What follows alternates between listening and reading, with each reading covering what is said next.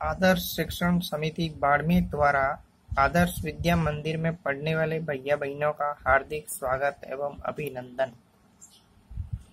आज के इस वीडियो में विषय विज्ञान कक्षा 8 अध्याय 1 फसल उत्पादन एवं प्रबंधन, इस पाठ का भाग 4 का अध्ययन इस वीडियो के माध्यम से करेंगे। किसान फसल को जब बोता है तो कृषि की भिन्न भिन्न पद्धतियों से गुजरना पड़ता है। इन कृषि पद्धतियों के भिन्न भिन्न चरण हैं, जिनके पूर्व वीडियो में अध्ययन कर चुके हैं। आज के इस वीडियो में अध्ययन करेंगे खरपतवार से सुरक्षा। खरपतवार किसान जब फसल को बोता है तो उस खेत में कुछ अन्य अवांछित पौधे प्राकृतिक रूप से फसल के साथ उग जाते हैं, उन्हें खरपतवार कहते हैं।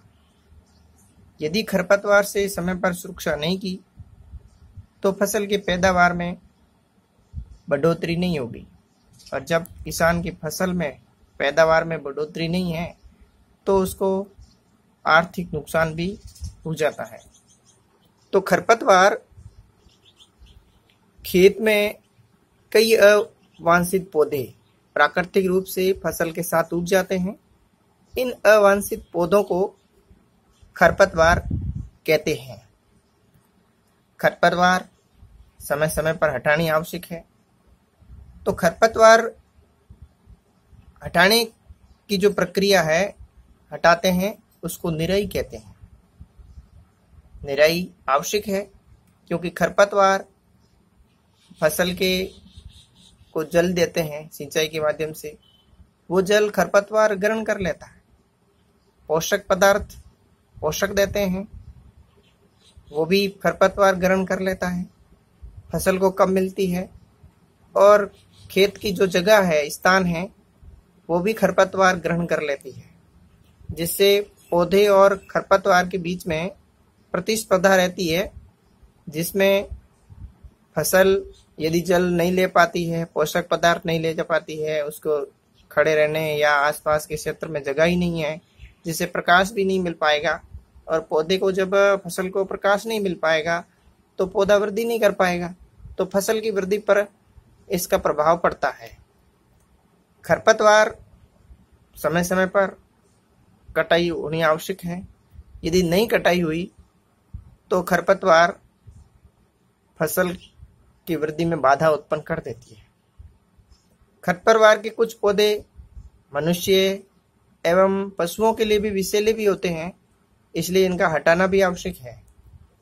खरपतवार हटाने का सर्वोत्तम उत्तम समय तब होता है जब खरपतवार के पुष्प बनते हैं या बीज बनने से पहले हटा दें तो बहुत उत्तम रहेगा। अन्यथा उसके पुष्प बन जाएंगे तो उसमें बीज पकेंगे, और बीज जब खेत में वापस झड़ जाएंगे तो वापस खरपतवार दोबारा जब फसल बोएंगे उस समय वापस तैयार हो जाएगी। नहीं तो फसल में पकने से पहले खरपतवार की जब पकती है, खरपतवार पके उससे पहले ही उसको नष्ट कर दें। खरपतवार को नष्ट करने के तरीके कई प्रकार के हैं, जिसमें से किसान खेत में अपने हाथों से उस पौधे को जड़ सहित उखाड़ ले या फिर भूमि के निकट भाग से काट ले, जिससे वो खरपतवार का पौधा वापस पनपेगा नहीं। जब वापस नहीं पनपेगा तो खरपतवार से सुरक्षा फसल की हो जाएगी। खरपतवार का नियंत्रण। खरपतवार के पौधे को हाथ से जड़ सहित उखाड़कर नियंत्रण किया जा सकता है, या खुरपी होती है, एक औजार है, या हैरो की सहायता से भी हटाया जा सकता है। छोटे पौधे होते हैं, छोटी खुरपी होती है, एक औजार लोहे का बना हुआ, जिससे उसको हटाने की प्रक्रिया रहती है। या अपने राजस्थान में या पश्चिमी राजस्थान में जैसे खरपतवार को हटाने में कोदाली का उपयोग करते हैं कई, जिसको अपन कहते हैं, जिससे लंबा डंडा होता है और लोहे की पत्ती होती है और फसल के बीच में जगह होती है, वहाँ कई खरपतवार के पौधे होते हैं तो उनको हटाने में सहायता मिलती है। आजकल खुरपी से या कई से या कोदाल से हटाने में समय अधिक लगता है और मेहनत अधिक लगती है, इसलिए आजकल रसायनों के उपयोग से भी खरपतवार का नियंत्रण किया जाता है। तो खरपतवार नाशी है।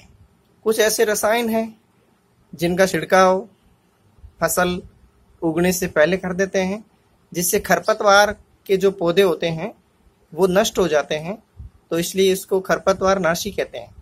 ऐसे रसायन के उपयोग से खरपतवार का नियंत्रण कर सकते हैं, उन्हें खरपतवार नाशी कहते हैं। जैसे 2,4-D खेतों में इसका छिड़काव किया जाता है, जिससे खरपतवार के पौधे मर जाते हैं और परंतु फसल पर कोई नुकसान नहीं होता है। लेकिन आने वाले समय में जितने प्रकार के रसायन का जब छिड़काव होता है तो भूमि में भी इसका प्रभाव पड़ता है, ऐसा नहीं पड़ता नहीं है। इसलिए खरपतवार हटाने वाले नाशियों का अधिकांश उपयोग नहीं करना चाहिए और खरपतवार के पौधे को समय समय से पुष्पन आने से, बीज आने से पहले से उसको जड़ सहित नष्ट कर दें, गहरे खड्डे में दफना दें या फिर उस पौधे को जला दें, ताकि उनके बीज वापस उपयोग में उगने में काम नहीं कर पाए। अंकुरण वापस हो गए तो खरपतवार खेत में बढ़ती रहेगी और खेत में फसल को उगने से रोक सकते हैं। ये जो 2,4-D है, इसका विस्तारित रूप बता रहा हूं। डाइक्लोरोफिनॉक्सी एसिटिक अम्ल है। 2,4-D डाइक्लोरोफिनॉक्सी एसिटिक अम्ल है। ये ऐसा रसायन है जिसका उपयोग चौड़ी पत्ती वाले खरपतवारों को नष्ट करने में किया जाता है। साथ ही उत्तक संवर्धन पादप वृद्धि नियामक के रूप में भी इसका उपयोग होता है। जिन रसायनों के फोटो मैंने स्क्रीन पर दिखाए हैं, ये ऐसे रसायन हैं जो खरपतवार नाशी है। खेत में जब खरपतवार थोड़े पत्तेदार पादपों जो ऐसे खरपतवार हैं, उनके लिए 2,4-D बहुत उपयोगी है, जिससे खरपतवार नष्ट हो जाती है। इनका उपयोग खेतों में छिड़कते हैं। खरपतवार को नष्ट करने के लिए किस प्रकार से पौधों को नष्ट करते हैं, तो उस प्रकार छिड़काव एक किसान अपने खेत में किस तरह से छिड़काव करते हैं, लेकिन इसमें बहुत ज्यादा सावधानी रहनी पड़ती है। हवा के सामने छिड़काव नहीं करें, हाथ पर ग्लोव और मुंह और मास्क लगा लें और पूरा शरीर ढक लें कपड़ों से, या फिर छिड़कने के बाद उसको अच्छी तरह से धोएं साफ करके है। और ये खरपतवार नाशी ऐसे रसायन से सामान्य छोटे बच्चों से इनको दूर रखने चाहिए इसका उपयोग करते समय। अगला इस कृषि पद्धति का चरण में अपन अगला अध्ययन है कटाई। जब फसल पूर्णतः परिपक्व हो जाती है तो उस पर समय पर काटना भी आवश्यक है। फसल की कटाई एक महत्वपूर्ण कार्य है। फसल की पैदावार बढ़िया हो जाए, यदि वो कृषि पद्धति के भिन्न भिन्न चरणों से गुजरते हुए जब कटाई का समय आ जाता है, फसल पर पक जाती है, उस पर समय पर यदि नहीं काटी तो फसल पूर्णतः नष्ट हो जाती है। तो फसल पकने जाने के बाद उसे काटना कटाई कहलाता है। कटाई के दौरान या तो पौधे को खींचकर उखाड़ते हैं या फिर धरातल के पास से काटते हैं। ये दोनों उपयोग में लेते हैं, लेकिन कठोर धरातल है यानी पथरीली जमीन या कठोर जमीन है तो उनमें काटना ही पड़ता है, खींचकर उखाड़ना संभव नहीं है। लेकिन बालुई मिट्टी है तो उनमें खींचकर भी उखाड़ा जा सकता है, लेकिन उखाड़ने पर साथ में जड़ों में रेत भी आ जाती है। उखेड़ने की परंपरा बहुत कम है। छोटे पौधे हैं फसल जैसे गवार है या मूंग मोट है, इस प्रकार के फसल को तो उखाड़ सकते हैं। और बड़े जिस प्रकार की फसल के सामान्य जड़ें बड़ी मजबूत हैं उनमें उखड़ने की संभावना नहीं रहती है, तो ऐसे धरातल के पास से ही काटने का उपयोग करते हैं। अनाज की फसलें पकने में लगभग 3-4 महीने का समय लगता है और पकने के बाद तुरंत उसका कटाई का काम होना चाहिए। यदि समय पर कटाई नहीं हुई तो मौसम परिवर्तन होते ही वर्षा हो सकती है या आंधी तूफान आ सकता है, जिससे फसल पूरी तरह से नष्ट हो सकती है। ऐसी स्थिति में समय पर कटाई बहुत आवश्यक है। और पकने के बाद में पक्षियों का प्रकोप भी बहुत ज्यादा रहता है, क्योंकि दानों को खाने के लिए पक्षी भी उसको नष्ट करते हैं। भिन्न भिन्न प्रकार के जानवर हैं या आसपास में जो जंगली जानवर है या अन्य पक्षियों की प्रकोप का भी बढ़ता है। ऐसी स्थिति में अपने भारत देश में कृषि प्रधान देश है, तो किसान खेत में का जब फसल को काटता है तो सामान्यतः हाथ से कटाई जब करता है तो दराती औजार का उपयोग करता है। जैसा कि चित्र में दिखाई दे रहा है कि कटाई करने वाला मुख्य औजार जो है दराती है, जिसको अपन सामान्य दातरा कहते हैं। तो इस प्रकार का दातरा जो लोहे का औजार है, इसको सामान्य हाथ से फसल को काटने में काम करते हैं, लेकिन इसमें भी समय बहुत अधिक लगता है, मेहनत चाहिए अधिक। ऐसी स्थिति में आजकल सामान्य अधिक लोगों को लगाकर एक साथ फसल की कटाई करते हैं। तो कटाई का अर्थ है पकी हुई फसल को हाथों से काटना या मशीन से काटना कटाई कहलाता है। जैसा कि स्क्रीन पर चित्र दिख रहा है कि कोई व्यक्ति, किसान जो है वो किस तरह से फसल को काटता है। गेहूं की फसल है, पकी हुई फसल है, और उसको दराती के माध्यम से वो काटता दिखाई दे रहा है। फसल की कटाई के लिए मशीनों का उपयोग भी किया जाता है, जिसे हार्वेस्टर कहते हैं। काटी गई फसलों को, बीजों के दानों को भूसे से अलग करने की जो प्रक्रिया है जिससे करते हैं, उसे थ्रेशर कहते हैं। जैसा कि चित्र दिया है, थ्रेशर मशीन है जो थ्रेशिंग क्रिया को काम करती है। जो धान है, उनके दाने हैं, बीज जो धान के दाने, उनको भूसे से अलग करते हैं, उस प्रक्रिया को थ्रेशिंग कहते हैं। थ्रेशर मशीन से करते हैं और इसका उपयोग सामान्य करते हैं। तो फसल की कटाई करने के लिए मशीन जो काम में लेते हैं उसको हार्वेस्टर कहते हैं, और दाने को भूसे से अलग करने की, सफाई करने की मशीन है, उसको थ्रेशर कहते हैं। और इस प्रकार की आजकल वर्तमान में जब अधिक मात्रा में फसल को बड़े किसान के रूप में जब उपयोग में लेते हैं, तो एक मशीन है कंबाइन, जो चित्र में दिखाई गया है। ये मशीन हार्वेस्टर और थ्रेशर दोनों का संयुक्त रूप है। दोनों मशीनों का काम एक मशीन कर देती है। इसमें कटिंग भी करती है और साफ भी करती है। तो दोनों प्रकार के उपयोग में करती है। जैसे धान के खेत है या फिर गेहूं के खेत है, तो बड़े क्षेत्र में जैसे पंजाब और हरियाणा में गेहूं की पैदावार होती है, उस समय जब एक किसान खेत को जोतता है या फिर मशीनों से जुतवाई करता है, सामान्य ऐसी फिर परिस्थितियों में जब फसल एक साथ पकती है, तो ऐसी स्थिति में काटने में सब मशीनों का उपयोग ही करते हैं। तो मशीन सफाई करने का काम भी साथ में कर देती है, कटिंग करने का काम भी साथ में करती है। तो ऐसी कंबाइन मशीन है जिसका चित्र आपको स्पष्ट दिखाई दे रहा है। नहीं तो मैं अगले चित्र में और इसको विस्तृत दिखाकर आपको दिखा रहा हूँ। जिस दिखा रहा है इस तरह से आगे की वो कटिंग का काम करता है, और एक हैंडल रूप में आपको ऊपर दिखाई दे रहा है नीचे साइड में। इससे अनाज जो है वो बाहर आता रहेगा, एक तरफ भूसा उड़ता जाए। छोटे खेत वाले किसान जो है अनाज के दाने को फटक फटक कर जो दाने को भूसे से अलग करता है, इसको विनोइंग कहते हैं। अनाज के दाने को भूसे से अलग करने की प्रक्रिया को विनोइंग करते हैं। इनकी भी एक छोटी सी सामान्य मशीन का काम लेते हैं, या फिर छोटे छोटे पूले बांधकर बड़े पत्थर पर पटकते हैं, जिससे दाने टूट टूट कर अलग हो जाते हैं और भूसा अलग रह जाता है। ऐसी स्थिति में भी काम लिया जाता है।